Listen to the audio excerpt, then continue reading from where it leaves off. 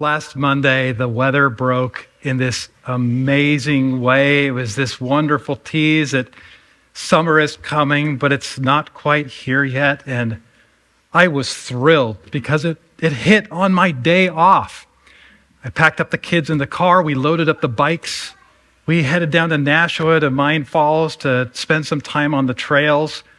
After that, in the afternoon, when it was nap time, I got outside. I started to take the Christmas lights down. 'Tis the season. And we capped off a glorious day by spending some time in the afternoon in the park. It was one of those days that you just wish that you could bottle up. Everything was right, except for me. It was one of those moments that I could hear it in my voice. My voice was short, it was sharp, snapping at all the things that didn't deserve it. Not all day, but it was enough that I could notice it, and I knew, this again. It's something that I've tried to work on and grow in, but I want to slow down in those moments. I want to lead with curiosity instead of correction. Moments, and there are moments where it starts to feel better, like I'm making some progress through all this, but then something small happens. It's always something small, and it's like I go back to that space of snapping and correction and all of those things. The question was just hovering in the back of my mind. Why do I keep going back to this version of me? Look, maybe for you, it's not like snapping at people, but it's like a tone shift when somebody in your family, with a family member, or the way that you shut down instead of leaning in. Or for some of you kids here, like when you know that you're supposed to do something and you just, there's something that rises up in you when you're told to do it and you just don't want to do it, and your attitude shifts, your voice gets louder all of a sudden, and then maybe you even say something that you wish you could take back. You make progress. You really do. We go in these stretches, and then that small things hit. Those small things hit. They bring us back to where we were. It feels a little bit like the weather. It's like you enter into a warm day, but you know it's not going to last. Something else is going to come.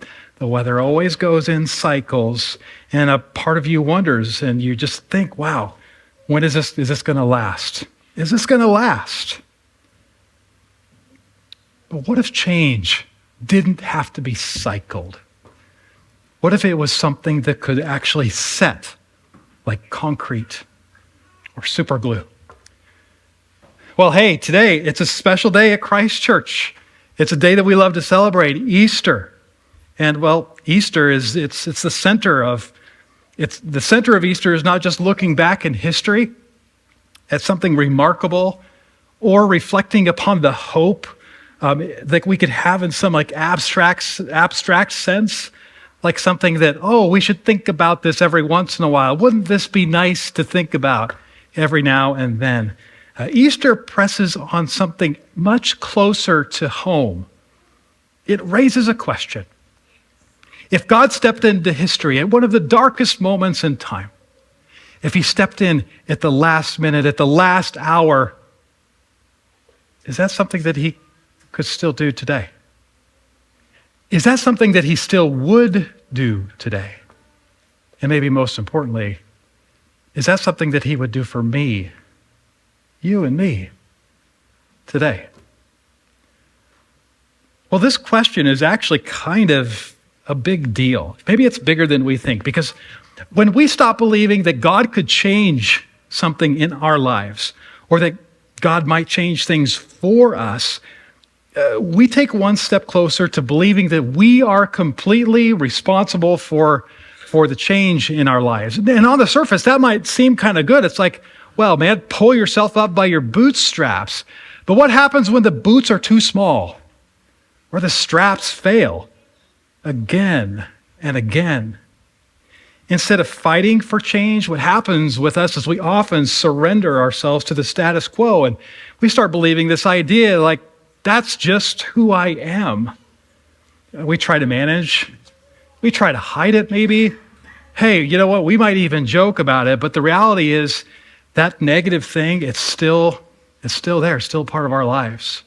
And it doesn't just stay with us. That would be nice if it just stayed with us, but it shapes the people around us. They accept that same kind of philosophy.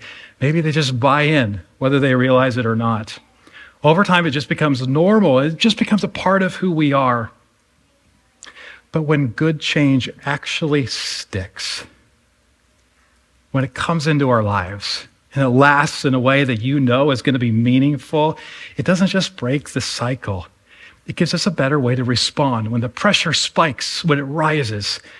New ways of thinking, more freedom from the feelings that pull us down. And that steadiness, it actually changes the people around us. That's one of the reasons that the resurrection of Jesus still matters today. Because as we're about to see, it doesn't just point us to what God did hundreds of years ago. It points to what he can do now. And that's why we want to answer this question. And that answers this question, also points us to the answer to this question. How can we experience change that doesn't just go back to the way that it used to be? How can we experience change that doesn't just go back to the way that it used to be? Well, that's something that a group of Christians were wrestling with 2,000 years ago, almost 2,000 years ago, in a town called Colossae, which sits in modern-day Turkey. Now, there was nothing that was really special about Colossae. It was an ordinary town filled with ordinary people, but a group there had heard an extraordinary message that this man, Jesus, had been raised from the dead. And that had huge implications on the way that they thought about life and the way that they were living. The way they saw God changed. The way they saw themselves changed. The way they treated people, it was new. But then reality hit. Old patterns, they didn't just disappear. The same frustrations, they showed up again and again. The same tensions in their home, the same temptations, the same habits, the same reactions. You can imagine somebody sitting in Colossae losing their temper and asking the question or saying, I thought that I was past this. Or someone slipping back into something that they thought they walked away from, and they're asking themselves, did anything really change? And slowly a bigger question would start to kind of foster in their hearts, in the back of their minds. Why doesn't this seem to stick? Well, normally I would dive into the answer, into the text that we're going to explore, and the Apostle Paul speaks to the Colossians in this situation. But actually there's a little bit of a turn. Things get a little bit worse for the Colossians, and I feel like it's important for us to just sit in this moment for a second, because really simply, because positive change is hard. And there is a reason for that. And to demonstrate, since we have kids in the service today, I need a couple of kid volunteers to come up and help me. A couple of kid volunteers right there. Come on up. And I see somebody in the back. All right. Let's see. What do we got here? All right. I have some things here. We'll come down here and a couple of things to pick from. Pick one. Show the audience. What do you got? Oh, yeah. Whipped cream. And what's that? Cheese? Wow. Is that the off-brand? I don't even know. Okay, so what I want you to do is, I'll help you with this part.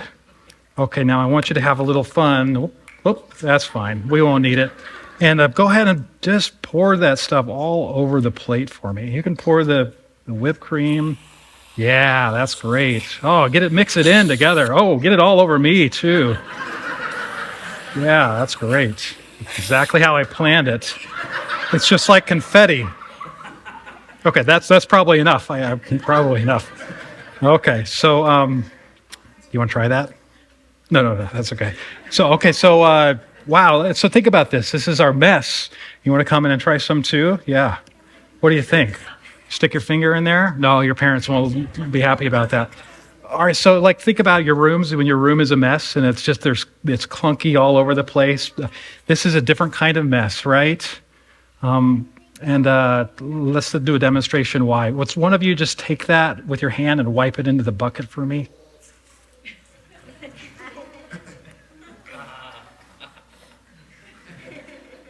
No? No, in the first service, they were much more open to that. Well, we don't want to do that. You know why? Because it's not like a mess in your room. Like you could just pick that up and put it back in its place. It's a mess that attaches to you, right? It's sticky, right? It's sticky. And that's kind of like the negative things in our life. The negative things are sticky too, but it's more than sticky. So I got one more question for you. Now that you got those bottles, do you think you could put that cheese, come close, and put that whipped cream back in for me? You give it a shot? It's not really working too well. Well, it's not just that it's sticky, it's also that it stays. There are just things in our lives that we can't put back in the bottle. Well, like think about it, for instance. We do things, maybe you said something bad, you said something mean to one of your friends, or you took something that wasn't yours, or you broke something that wasn't yours. Now, what do we do when that happens? We say sorry, right? And that's a good thing to do. But just saying sorry, it doesn't put things back the way that they used to be. Those negative things in our life, they stay out there. They stick and they stay, don't they? Would you like to take that home as an Easter present? No, okay. Why don't you put those back in the buckets? Give my volunteers a round of applause. You can go back to your seats. Well, this is why this matters, that the negative things stick and stay with us. It matters because those Christians back in the Colossae, chances are they were probably feeling defeated because the negative change that happens in our life when negative things come into our life, it doesn't just go away easily. In fact, it comes in really easily and it just stays. It's often something that you just can't put into the bottle again. And that same kind of defeat is the same kind of defeat that we experience today when negative change comes into our life. That's why positive change is so hard. It's because the negative, it always pulls, it always sticks, it always stays. And in that setting, these Christians, these early Christians, that's when they started to lose their way. Because other voices started to come into the room. Different ways of thinking about God, about what it takes to change. Some of it sounded practical, some of it sounded spiritual, some of it sounded really wise. Like, well, you just need to add these rules to your life. You just need to try this. You just need to unlock something deeper. I have a special secret for you. But the promise of 1,000 voices started to muddy what the clarity and the focus is of what these first Christians started to believe. The simple faith that Jesus called them to, rooted in forgiveness, deepened through God's presence, shaped by Christ's love. All of that was being complicated by burdens that they were never meant to carry. And what on the surface, it just looked like some practical help, was reshaping the love of God into something that it was never meant to be for them. Well, the Apostle Paul, looking from afar, watched all of this unfold with deep concern in his heart. I kind of picture him like a pastor sitting in an office with his pen, getting ready to write a message and processing and thinking about the situation and searching for the perfect illustration that he's going to send these Colossians to help remind them what they're rooted in, what they were originally called to, wrestling for that perfect picture. And the Apostle Paul, he finds something that helps them enter into real change instead of the misleading promises that were coming their way. And this is what he says. In Christ, you were also circumcised with a circumcision not performed by human hands. Your whole self, ruled by the flesh, was put off when you were circumcised by Christ, having been buried with him in baptism, in which you were also raised with him through your faith in the working of God who raised him from the dead. When you were dead in your sins and in the uncircumcision of your flesh, God made you alive with Christ. Now, Paul uses some images here that might feel a little bit distant to us today. Circumcision, for instance, in his day, that was a physical sign that somebody belonged to God.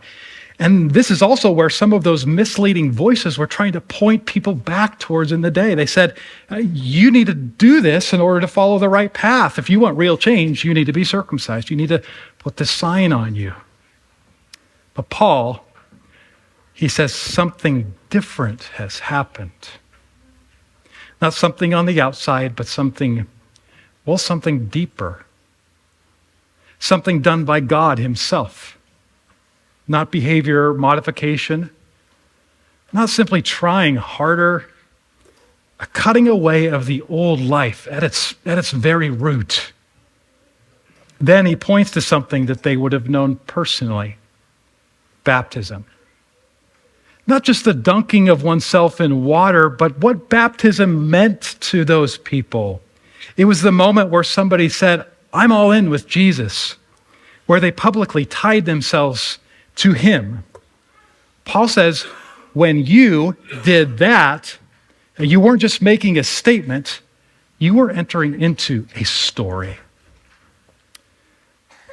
And that's where Paul's perfect illustration comes to mind, where it all came together for him. The resurrection, the center of the Christian faith. That moment that we saw earlier with Mary, where she encountered Jesus at the tomb, completely broken, completely lost, without hope, because the last hope, the Messiah, the hope of the world, was lost to them. And then, not just at the midnight hour, but beyond the midnight hour, the story turned towards hope. Jesus died under the weight of sin and rose, never to die again. And Paul, he saw a parallel there.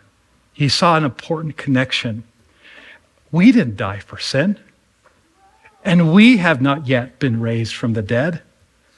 But when we attach ourselves to Jesus, something like that happens inside of us. The old you dies. It's like you were there with him when he died. The version that keeps circling back around and around, that version is cut off. When someone says yes to Jesus, what happened to Jesus visibly in history becomes the pattern of what God does within you personally.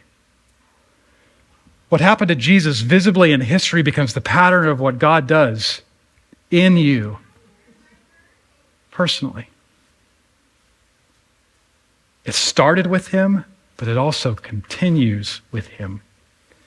The same life you received is the same life you keep drawing from to propel you forward. It's not something that depends on your consistency. It's not something that depends upon your willpower. It's not a mess that you have to manage. It depends on God.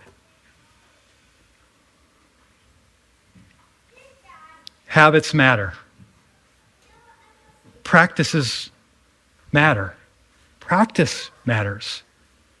It's not like we stop with the rhythms that help us to enter into our change. And you know what? The Bible, it's actually surprisingly practical sometimes. Are you sick? Take some medicine. Is there a habit that you need to change? Pray. And in wisdom, change some of your actions around that habit. The Bible reaches us where we're at, but Paul is actually talking about something deeper here. And let me show you. This is a lot what it feels like here. For a lot of us, there's really two parts of our life. There's a part of our life that's devoted to God. Maybe we could call that, some of us might call it our Sunday selves. And there's a part of us that's really focused on everything else. And we can feel that division in us. It's like we're almost two different persons. We're not a Jekyll and Mr. Hyde, but there is something that's like different about us in this space.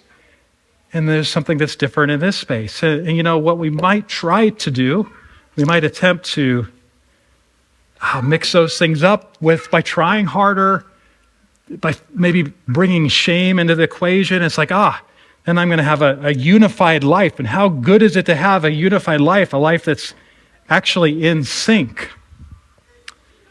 But the reality is those are two different worlds, and they just don't mix. They don't mix from trying harder as much effort as we might put in, because they're still two different lives. A divided life, a dividing life. But there is also another kind of life, and this one we could call the hiding life. There's parts of us that are ashamed. There's things that we do, things that we think, things that we are that we're ashamed of. So what do we do? In this case, well, we try to hide it. We try to mask it. And everything might look good on the surface. Also, there's good reasons that we would do something like this. We want to protect ourselves. What will that person think about me if they knew that's how I thought, if they knew that's how I felt, or if they knew that's what I did? So we mask it, but the reality is it's still there. It's still there. And when life comes along and it shakes things up, well, it kind of becomes clear anyways. Clear to everybody, as much as we might try. What's underneath, it shows up. But what Paul is talking about is something different. It's not trying harder. It's actually something that comes from the outside. It enters from the outside. And when it does, it doesn't just rearrange things.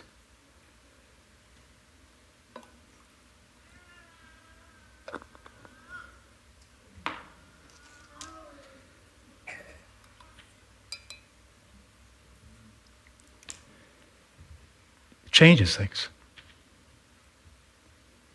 Genuinely. From the inside out. This does not mean that everything is different overnight.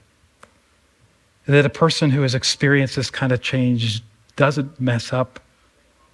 That the reactions don't disappear all at once.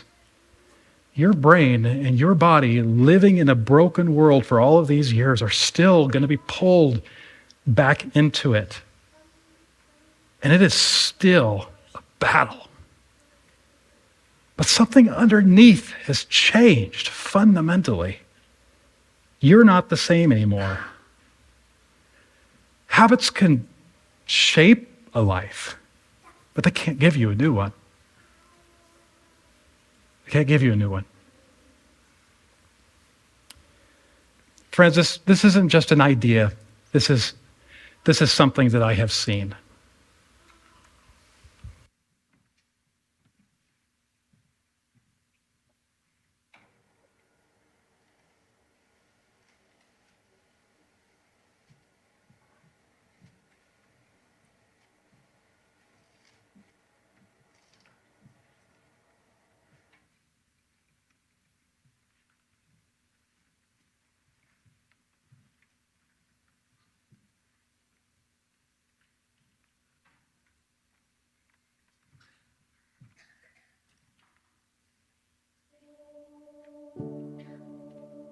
So my name is Scott Trudeau, and I grew up here in Amherst, New Hampshire, and I live in Milford, New Hampshire. So let me share with you some things that happened in my life. I grew up here in town. I'm a regular guy. As I became an adult, I really am ashamed to say, but I didn't attend it very much. I kind of got away from going to church, and I got away from God. I believed in God, at least I thought I did. Whatever that meant to me, I don't really know. It was a difficult time, and my son Andy, who's a great young man, he's 38 years old today, and he had been struggling. He has mild autism, and he had been struggling in his life, probably in part because of all the losses. And one day we found he had attempted to take his life and needed to be hospitalized, and he was, and it was tough. It was obviously very tough for him and very tough for the family. So that was a very difficult time. I lived through the loss of a mother, father, sister, nearly the loss of a son. I was struggling, quite honestly. I was in shock, and I was struggling, and I didn't know how I would make it. It was the scariest time I've experienced in my life. I was alone, and my son Andy had always reminded me that he's an atheist and he doesn't ever believe in God and knows that there isn't a God. Has always said, "Don't talk to me about God." So I didn't talk to him about things that related to God. I kept that from him. One night I can remember, this is a really pivotal point in my life where I was in such pain. It was late at night, and it was all dark in the living room, and I was just sitting there, and I looked up at the ceiling and I said, "God, I don't know if you're real. I don't know if you can hear me. I don't know if you're here. I don't know if this is all because I've been a sinner. I don't know what I've done. I don't know anything except for that I need your help. I don't know if I can make it. I can't make it. How am I going to make it? And, please help me if you're real." Woke up the next morning completely changed. I didn't feel happy, but I felt able to take on the world. I felt able to deal with all this heavy stuff that I was dealing with. No longer did I feel a sense of hopelessness and despair. I felt that God was with me and he was going to drive the bus. And a few weeks later, not many, maybe a couple of weeks later, my son Andy came down and he asked me if we could talk. And I said, sure. And we sat down and we started talking. He looked me straight in the eyes and he said, "Dad, there is a God. Dad, I've felt for the last couple of years like I've had demons or some darkness, bad spirits within me and around me. I've been struggling. But Dad, since the last time in the hospital, something changed. And since I started living here with you in this house, something changed. I feel like God's lifting it away and making me lighter." And I was just so struck, and I immediately hugged him and we cried, and I explained to him then what had happened to me a couple of weeks before. And he totally believed and understood, and he said, "God, there is a God, and we're so lucky, and he saved us both." My life really is different, and it's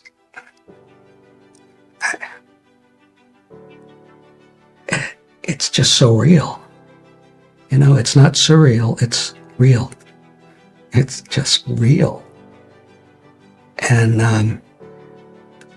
I would never, ever believe someone if they told me this story 6, 7, 8 years ago. Come on, get over it. I was just a different person. And I can't go back. I feel things in a way that's so hard to put into words. I feel the presence of the Holy Spirit. Once changed, there's no going back. Anyway. Now you know.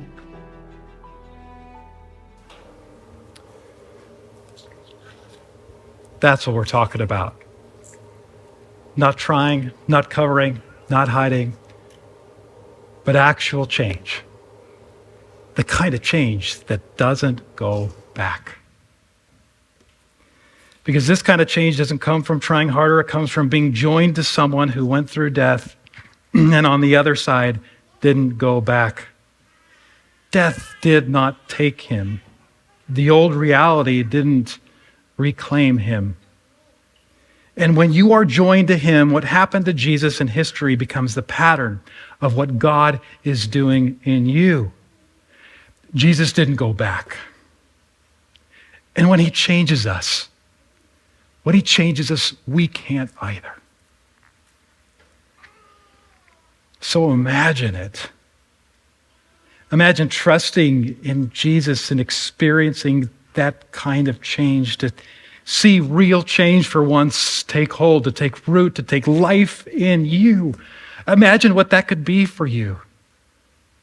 If that's something that you've experienced, imagine reminding yourself about that and drawing from that same energy, that same moment in time where Jesus brought change into your life, the change that's real, the change that's not faked, the change that actually matters.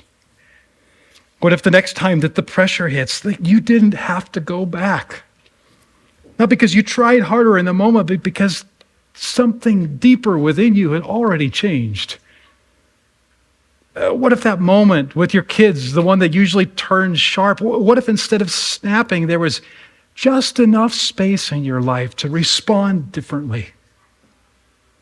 What if that conversation with your parents didn't have to follow the same script that it always does?